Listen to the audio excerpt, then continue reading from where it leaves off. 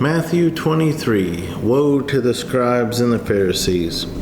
Then Jesus spoke to the multitudes and to his disciples, saying, The scribes and the Pharisees sit in Moses' seat. Therefore, whatever they tell you to observe, that observe and do, but do not do according to their works, for they say and do not do. For they bind heavy burdens hard to bear, and lay them on men's shoulders, but they themselves will not move them with one of their fingers. But all their works they do to be seen by men. They make their phylacteries broad and enlarge the borders of their garments. They love the best places at feasts, the best seats in the synagogues, greetings in the marketplaces, and to be called by men, Rabbi, Rabbi. But you do not be called Rabbi, for one is your teacher, the Christ, and you are all brethren. Do not call anyone on earth your father, for one is your Father, he who is in heaven. And do not be called teachers, for one is your teacher, the Christ. But he who is greatest among you shall be your servant. And whoever exalts himself will be humbled, and he who humbles himself will be exalted. But woe to you, scribes and Pharisees, hypocrites, for you shut up the kingdom of heaven against men, for you neither go in yourselves, nor do you allow those who are entering to go in. Woe to you, scribes and Pharisees, hypocrites, for you devour widows' houses, and for a pretense make long prayers. Therefore you will receive greater condemnation. Woe to you, scribes and Pharisees, hypocrites, for you travel land and sea to win one proselyte, and when he is won, you make him twice as much a son of hell as yourselves. Woe to you, blind guides, who say, Whoever swears by the temple, it is nothing, but whoever swears by the gold of the temple, he is obliged to perform it. Fools and blind, for which is greater, the gold or the temple that sanctifies the gold? And whoever swears by the altar, it is nothing, but whoever swears by the gift that is on it, he is obliged to perform it.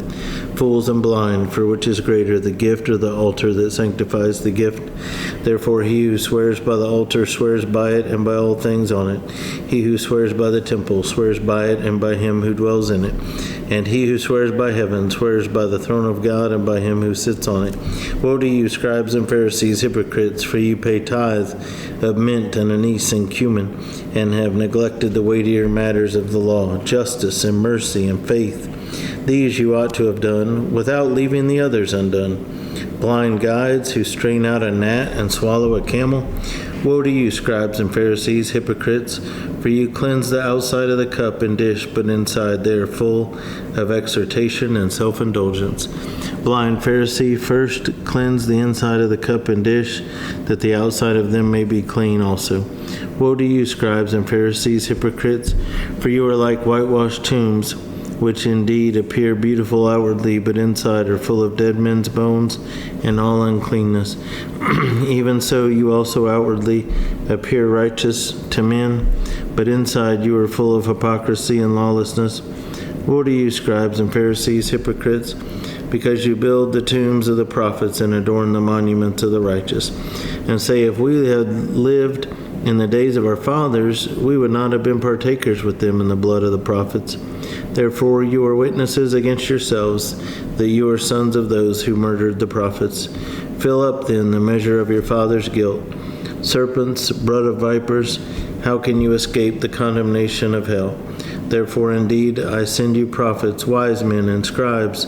Some of them you will kill and crucify, and some of them you will scourge in your synagogues and persecute from city to city, that on you may come all the righteous blood shed on the earth, from the blood of righteous Abel to the blood of Zechariah, son of Berechiah, whom you murdered between the temple and the altar. Assuredly I say to you, all these things will come upon the generation. And then it says, Jesus laments over Jerusalem. O Jerusalem, Jerusalem, the one who kills the prophets and stones those who are sent to her. How often I wanted to gather your children together as a hen gathers her chicks under her wings, but you were not willing. See, your house is left to you desolate. For I say to you, you shall see me no more till you say, Blessed is he who comes in the name of the Lord. So at the end of 23, after spending all that time, he's fed up with the hypocrisy.